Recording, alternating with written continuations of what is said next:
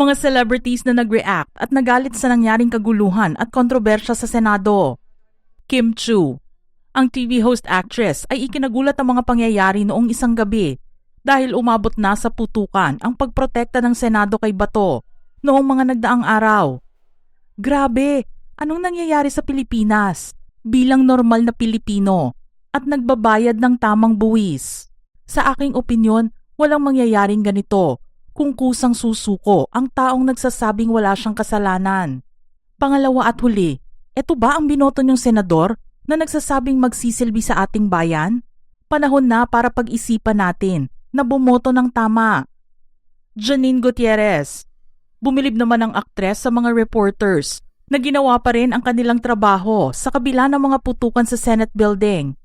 Still thinking of Victoria Tulad and Zian Ambrosio and all the journalists that were literally in the line of fire to bring the news to the people. Salamat sa dedikasyon at tapang, hoping the violence ends there. Bianca Gonzalez, pinuri at pinasalamatan ng TV host ang mga reporters na nagpatuloy na magbigay ng balita sa kaganapan sa Senado kahit nagkakagulo na. Legitimate news outlets will always matter. News gathering and reporting is critical for citizens to stay informed and to know the truth. Maraming salamat sa inyong serbisyo. Kyla Estrada, ang post na nakita sa social media ng aktres ay isang quoted post mula sa content creator at pharmacist na si Archie Larga. Aniya, nanunood at nakikinig ang mga kabataan. We see what is happening and we will remember the decisions and actions being made today. Darating ang 2028 and many people will use their voices and votes to demand better leadership and accountability for the country. Mikoy Morales, naglabas din ng kanyang sentimiento ang Kapuso actor at sinabi sa kanyang Facebook account, may shooting sa Senate, may script, mga camera at mga artista. Oo, shooting nga. Hashtag, napanood ko na to. May pahabol din ng aktor sa comment section at sinabing, tapos hindi ma-identify ang shooter at kaninong kampo. And yet a few meters away from the shooting, kaya pa nilang magbigay ng statement sa press. It does not sound like an SOP in a Senate building na may shooting. Tapos hihingi ng simpatsya. Maiiba na naman ang usapan. Wala na namang mangyayari. Hindi daw NBI. Hindi din PNP. Sino? Hindi rin alam kung may tinamaan. O ano? May nakapasok sa Senate building in this political climate nang may baril na hindi nyo alam kung sino? Sa higpit ng security dyan at habang may operation na nagaganap? So we'll be left with new questions nang hindi nasasagot ang mga naunang tanong. Sinong namaril? Sinong tinamaan? Bakit namaril?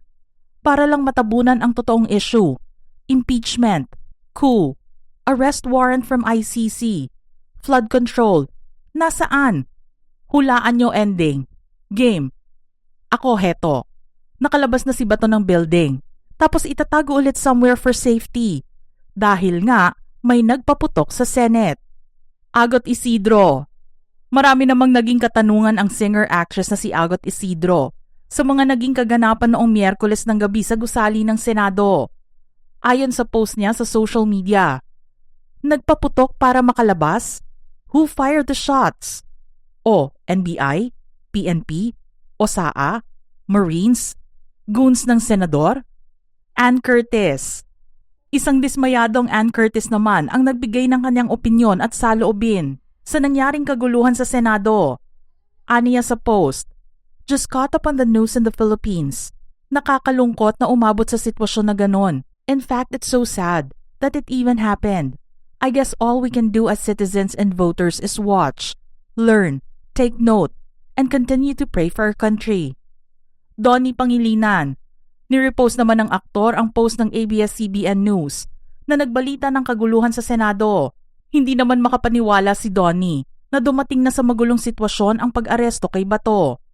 Aniya sa post, ang lala, umabot na tayo dito? Jody Santa Maria. Nagpaalala naman ang award-winning actress sa mga tao na maging matalino sa pipiliin nilang iuupo sa susunod na halalan. Nabasa ang post ni Jody na nagsasabing, you become the person you worship. Whatever or whoever you devote yourself to eventually shapes your character, values, and identity. Choose wisely. Mama Loy Villarama. Na-question naman ng vlogger, host at kasamahan ni OG Diaz sa kanyang programa na si Mama Loy ang mabagal na paglabas ng CCTV footage sa kaguluhan noong isang gabi sa Senado. Aniya, yung takbuhan all angles nalabas agad-agad while they were in session. Yung putukan, 24 hours na, wala pang nailalabas. Ipinatago pala? Mayroon ding mga kilalang personalidad ang walang takot na nagpahayag ng kanilang saloobin tungkol sa nangyaring insidente sa loob ng Senado noong May 13, 2026. Karen Davila, ang broadcast journalist na si Karen Davila, ay nagkaroon ng dalawang katanungan sa mga pangyayari sa Senado noong magkagulo sa nasabing lugar. Nakatakas o pinatakas? Ang naging tanong niya dahil tila magulo ang ibinibigay na sagot ng ilang mga personalidad sa pag-alis ni Bato noong Huwebes ng madaling araw. Mon Tulfo, ang TV host, radio broadcaster at newspaper columnist, ay hindi rin nagpaawat sa pagbibigay niya ng kanyang opinyon sa nangyari sa Senado. Ani Mon Tulfo, ito ang tunay na nangyari sa putukan sa Senado kagabi. Ayon sa aking Tweety Bird, the 37 shots fired came from personnel of the Senate Sergeant-at-Arms under Mau Aplaska. No shots were fired by NBI agents. Aplaska and Bato were classmates at the Philippine Military Academy or PMA. Senate President Alan Peter Cayetano and of course fugitive of justice Senator Bato staged the commotion. They wanted to gain public sympathy and call on the DDS to gather outside the Senate. Ayaw rin ni Cayetano na matuloy ang impeachment ni VP Sara, kaya gumawa siya ng senaryo. Arnold Clavio. Mababasa naman sa social media ang ilang pahayag ni Igan sa nangyaring kaguluhan sa Senado. Aniya, 3 araw sa ilalim ng pamumuno ni Senator Alan Peter Cayetano at 12 kasama niya sa majority. Naging katawa-tawa at kahiya-haya ang Senado sa iba pang lehislatura sa buong mundo. Yes, the Senate is under attack. Pero mula sa taong bayan na naghihintay sa impeachment trial ni VP Sara Duterte at nang lumabas na ang katotohanan. Ang panghuli niyang post ay nagsasabi ng suhestyon nang hindi na sana umabot sa putukan ang kaganapan sa Senado. Kung maayos lang na isinuko ng Senado si Sen Bato de la Rosa sa NBI, aabot ba sa putukan ng sitwasyon para sa isang halal ng bayan? Dapat mangibabaw ang pagsunod sa batas at hindi ang ikubli siya sa pananagutan. Zen Hernandez. Hindi naman maintindihan ni ABS-CBN reporter Zen Hernandez ang ginawang hakbang ng ilang mga mambabatas na naiwan sa Senado noong Miyerkules ng gabi. Why would the senators call NBI to secure them first when the PNP is right outside the Senate building?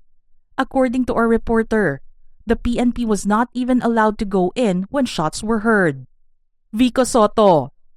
Dasal naman ang naging kahilingan ni Pasig City Mayor Vico Soto sa nangyaring kaguluhan sa Senado. Ngayon ko lang nakita yung kaguluhan sa Senado. For now, all we can do is watch and pray for our country.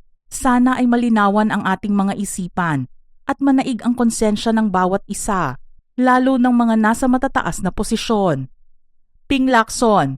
Sinabi ni Senator Ping na iimbestigahan nila ang nangyaring kaguluhan sa Senado noong Miyerkules. Chaos, guns fired inside the Senate building. Check my staff, they're all safe. Thank God no reports of casualties or injuries. Next thing to do is investigate to find out who fired his or their guns, at whom and most importantly the motive. Dagdag pa niya, he who has the means, opportunity and motive is the most probable suspect. Tito Soto. Ikinagalit naman ng dating Senate President sa gitna ng kaguluhan sa loob ng Senado ang pambabastos na ginawa sa kanya ng mga reliyista na sumugod sa compound ng Senate. Binato at inatake kasi siya ng mga supporters ni Senator Bato habang papalabas ng gusali ang kanyang minamanehong sasakyan. Dito rin niya na-question ang hanay ng PNP na nakabantay sa Senate grounds. I am furious and disappointed with the PNP and other security personnel assigned outside the Senate for failing to control the rowdy and unruly crowd. Ilang truck ng PNP ang nakadeploy sa Senate, tapos ganito? Sa kabila naman ng nangyaring kaguluhan at paghahanap kung anong nangyari kay Senator Bato, Nalaman na wala na sa Senado ang mambabatas dahil sa mensaheng iniwan ng kanyang misis na si Nancy De La Rosa kay SP Alan Cayetano. Aniya, "On behalf of my family, would like to thank you and all the other senators for always supporting that for my husband. At the same time, I also like to ask for forgiveness for all the confusion and havoc he has created in the Senate. It is for this reason I am sure that Ronald made the escape.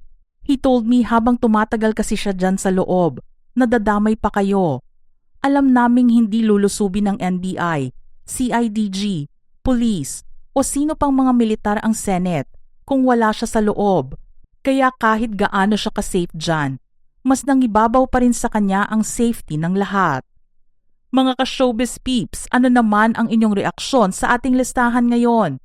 Share your thoughts in the comment section below.